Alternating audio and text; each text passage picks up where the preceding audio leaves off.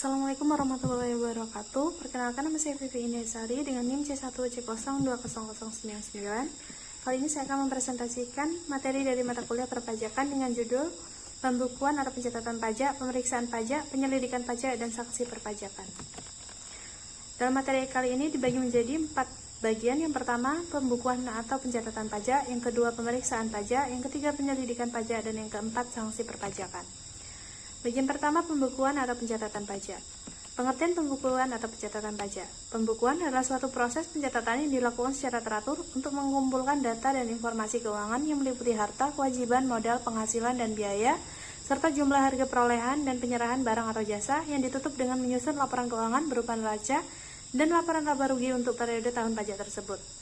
Pencatatan yaitu pengumpulan data yang dikumpulkan secara teratur tentang peredaran atau penerimaan bruto dan atau penghasilan bruto sebagai dasar untuk menghitung jumlah pajak terutang, termasuk penghasilan yang bukan objek pajak dan atau yang dikenai pajak yang bersifat final. Kewajiban pembukuan dan pencatatan. Yang wajib menyelenggarakan pembukuan adalah yang pertama, wajib pajak atau wajib pajak badan. Yang kedua, wajib pajak orang pribadi yang melakukan kegiatan usaha atau pekerjaan bebas, kecuali wajib pajak yang peredaran brutonya dalam 1 tahun kurang dari 4.800.000.000 rupiah. Yang wajib menyelenggarakan pencatatan, yang pertama adalah wajib pajak orang pribadi yang melakukan kegiatan usaha atau pekerjaan bebas yang peredaran brutonya dalam 1 tahun kurang dari 4.800.000.000 rupiah. Yang kedua, wajib pajak orang pribadi yang tidak melakukan kegiatan usaha atau pekerjaan bebas. Sanksi tidak menyelenggarakan pembukuan atau pencatatan. Bagi wajib pajak orang pribadi dan badan yang tidak melakukan pembukuan atau pencatatan, maka akan mendapatkan sanksi atas tidak mengadakannya pembukuan. Sanksi tersebut antara lain, yang pertama, pajak terutang yang ditetapkan oleh surat ketetapan pajak atau SKP akan dinaikkan menjadi 100%, khusus untuk PPh 29 akan dinaikkan menjadi 50%.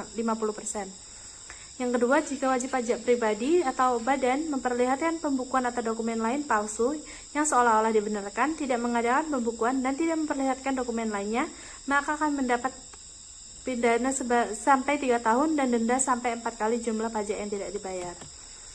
Bagian kedua, pemeriksaan pajak. Pengertian pemeriksaan pajak. Pemeriksaan pajak adalah serangkaian kegiatan menghimpun serta mengolah data, keterangan, dan bukti yang dilaksanakan secara objektif serta profesional, berdasarkan standar pemeriksaan untuk menguji kepatuhan pemenuhan kewajiban perpajakan atau bertujuan untuk melaksanakan ketentuan peraturan perundang-undangan tentang perpajakan. Sasaran dari pemeriksaan pajak adalah yang pertama, interpretasi undang-undang yang tidak benar, yang kedua, kesalahan hitung, yang ketiga, penggelapan secara khusus dari penghasilan, yang keempat, pemotongan dan pengurangan tidak sesungguhnya yang dilakukan oleh wajib pajak. Tujuan dari pemeriksaan pajak. Tujuan yang pertama, yakni tujuan untuk menguji kepatuhan. Pemeriksaan khusus dilakukan karena adanya indikasi ketidakpatuhan pemenuhan kewajiban perpajakan, baik berdasarkan data konkret maupun hasil analisis risiko. Pemeriksaan rutin merupakan pemeriksaan yang dilakukan sehubungan dengan pemenuhan hak dan atau pelaksanaan kewajiban perpajakan wajib pajak. Tujuan yang kedua adalah untuk pemeriksaan yang dilakukan dalam rangka penentuan saat produksi dimulai, penentuan wajib pajak berlokasi di daerah terpencil, penetapan besarnya biaya pada tahapan eksplorasi, penagihan pajak, keberatan, pengumpulan bahan guna penyusunan norma perhitungan penghasilan neto, penerbitan nomor pokok wajib pajak atau NPWP, dan pengukuhan pengusaha kena pajak PKP secara jabatan, penghapusan NPWP atau pencabutan pengukuhan PKP berdasarkan permohonan wajib pajak, penghapusan NPWP dan atau pencabutan pengukuhan PKP secara jabatan. Prosedur pemeriksaan. Pertama, petugas harus dilengkapi dengan surat perintah pemeriksaan dan harus memperlihatkan kepada wajib pajak yang diperiksa. Yang kedua, wajib pajak yang diperiksa harus memperlihatkan dan meminjamkan buku atau catatan dokumen yang menjadi dasarnya dan dokumen lain yang berhubungan dengan penghasilan yang diperolehnya. Memberikan kesempatan untuk memasuki tempat ruangan yang dipandang perlu guna kelancaran pemeriksaan. Memberikan keterangan yang diperlukan, kewajiban untuk merahasiakan sesuatu tidak berlaku untuk pemeriksaan pajak. Ditjen Pajak berwenang untuk melakukan penyegelan tempat atau ruangan tertentu bila wajib pajak tidak memenuhi ketentuan yang berlaku.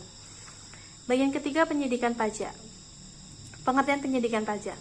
Penyidikan pajak adalah serangkaian tindakan yang dilakukan oleh penyidik untuk mencari serta mengumpulkan bukti, yang dengan bukti itu membuat terang tindak pidana di bidang perpajakan yang terjadi serta menemukan tersangkanya.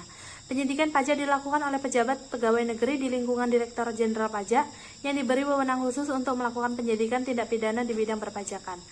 Penyidikan pajak dilakukan sebagai akibat tindak lanjut dari pemeriksaan bukti permulaan. Wewenang penyidik. Yang pertama, menerima, mencari, mengumpulkan, dan meneliti keterangan atau laporan berkenaan dengan tindak pidana di bidang perpajakan agar keterangan atau laporan tersebut menjadi lebih lengkap dan jelas. Yang kedua, meneliti, mencari, dan mengumpulkan keterangan mengenai orang pribadi atau badan tentang kebenaran perbuatan yang dilakukan sehubungan dengan tindak pidana di bidang perpajakan. Yang ketiga, meminta keterangan dan bahan bukti dari orang pribadi atau badan sehubungan dengan tindak pidana di bidang perpajakan. Yang keempat, memeriksa buku, catatan, dan dokumen lain berkenaan dengan tindak pidana di bidang perpajakan. Yang kelima, melakukan penggeledahan untuk mendapatkan bahan bukti pembukuan, pencatatan, dan dokumen lain, serta melakukan penyitaan terhadap bahan bukti tersebut. Yang keenam, menyuruh, berhenti, dan atau melarang seseorang meninggalkan ruang atau tempat pada saat pemeriksaan sedang berlangsung dan memeriksa identitas orang, benda, dan atau dokumen yang dibawa. Yang ketujuh, meminta bantuan tenaga ahli dalam rangka pelaksanaan tugas penyidikan tindak pidana di bidang perpajakan. Yang kedelapan, memotret seseorang yang berkaitan dengan tindak pidana di bidang perpajakan. Yang kesembilan, memanggil orang untuk didengar keterangannya dan diperiksa sebagai tersangka atau saksi. Yang kesepuluh, melakukan tindakan lain yang perlu untuk kelancaran penyidikan tindak pidana di bidang perpajakan menurut ketentuan perundang-undangan. Yang ke-11, menghentikan penyidikan. Penghentian penyidikan. UU KUP pasal 44A mengatur tentang syarat penghentian penyidikan. Apabila ada suatu kendala di tengah penyidikan, maka penyidik dapat menghentikan penyidikan dengan mengikuti ketentuan yang berlaku. Penyidik sebagaimana dimaksud dalam pasal 44 ayat 1, menghentikan penyidikan sebagaimana dimaksud dalam pasal 44 ayat 2 huruf C dalam hal tidak terdapat cukup bukti atau peristiwa tersebut bukan merupakan tindak pidana di bidang perpajakan, atau penyidikan dihentikan karena peristiwanya telah daluarsa atau tersangka meninggal dunia. Sanksi terkait penyidikan pajak. Setiap orang dengan sengaja menghalangi atau mempersulit penyidikan pajak dipidana dengan pidana penjara paling lama 3 tahun dan didenda paling banyak 10 juta rupiah. Sanksi tindak pidana perpajakan tersebut menjadi pidana kurungan paling lama 3 tahun dan denda paling banyak 75 juta rupiah. Bagian keempat, sanksi perpajakan. Di Indonesia, sanksi perpajakan dibagi menjadi 2 jenis. Yang pertama, sanksi administrasi, dan yang kedua, sanksi pidana. Untuk sanksi administrasi sendiri dibagi lagi menjadi 3 macam sanksi. Yang pertama, sanksi denda, yakni sanksi denda akan dikenakan kepada pihak wajib pajak yang melanggar kewajiban pelaporan pajak terlambat atau tidak melaporkan sama sekali. Besaran denda yang dikenakan bervariasi tergantung dengan peraturan perundang-undangan yang berlaku. Yang kedua, sanksi bunga. Sanksi bunga juga akan dikenakan kepada pihak wajib pajak yang tidak membayar pajak ketika jatuh tempo atau dalam kata lain terlambat. Denda yang akan dikenakan yaitu sebesar 2% per bulan dihitung dari tanggal jatuh tempo sampai tanggal pembayaran pajak. Yang ketiga, sanksi kenaikan. Sanksi kenaikan akan dikenakan ke pihak wajib pajak yang melakukan pelanggaran seperti pemalsuan data, pengecualian jumlah pendapatan agar pajak dikenakan lebih sedikit, dan masih banyak kecurangan lainnya. Kisaran sanksi ini adalah 50% dari pajak yang dikurangi tersebut. Bagian kedua, untuk sanksi pidana. Sanksi pidana akan dikenakan ke pihak wajib pajak yang sudah melakukan pelanggaran berkali-kali dan pelanggaran yang sangat berat sehingga cenderung merugikan flow pendapatan negara secara sengaja. Sanksi pidananya pun berbeda-beda tergantung tingkat pelanggaran yang dilakukan. Sebagai contoh, dalam UU KUP terdapat pasal 39 ayat 1 yang membahas mengenai sanksi pidana untuk orang-orang yang tidak menyetor pajak yang sudah dipotong atau dipungut.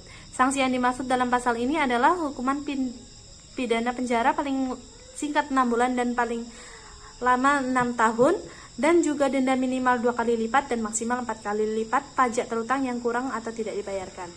Sekian presentasi dari saya. Terima kasih. Wassalamualaikum warahmatullahi wabarakatuh.